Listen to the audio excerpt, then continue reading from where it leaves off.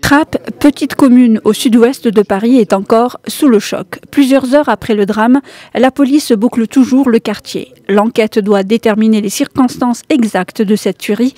C'est au bout de cette rue que l'assaillant a sévi. L'homme âgé de 36 ans est entré dans la maison de sa mère et l'a abattu. Auparavant, il avait attaqué au couteau sa sœur et une autre personne sur la voie publique. Résultat, 2 morts, sa mère et sa sœur.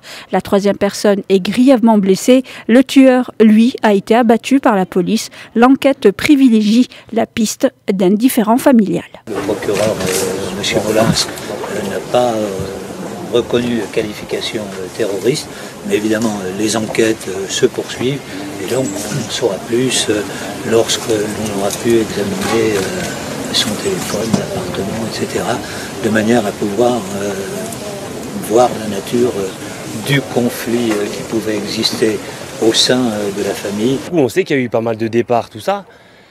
Après, j'avoue que ça arrive dans la ville, on s'y attendait pas. Moi, je me dis toujours qu'à Trappes, chez nous, il n'y aurait jamais rien. Mais là, que ça arrive en plus devant la mosquée, forcément, ça fait un petit truc. Après, voilà, de toute façon, ça arrive partout, peu importe où on va maintenant. L'attaque s'est donc déroulée à Trappes, une commune placée sur liste rouge. C'est une cible de la reconquête républicaine, un dispositif impliquant des moyens et des effectifs supplémentaires pour la police, car la ville a connu plusieurs départs de combattants vers la Syrie. L'auteur de l'attaque, lui aussi, était sous les radars de la police, fiché S pour propagande terroriste. Mais malgré ce passé et la revendication de Daesh, les autorités parlent d'un acte d'un déséquilibré plutôt que d'une attaque terroriste.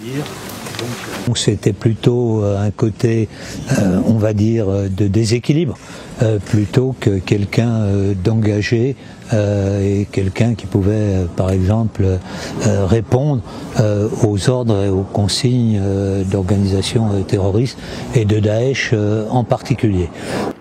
La France vit sous une constante menace terroriste depuis qu'elle a connu en 2015 une vague d'attentats terroristes sans précédent. Cette année, le pays a été frappé 2 fois au cours d'attaques qui ont fait 5 morts. Selon les autorités, 51 attentats ont été déjoués depuis janvier 2015.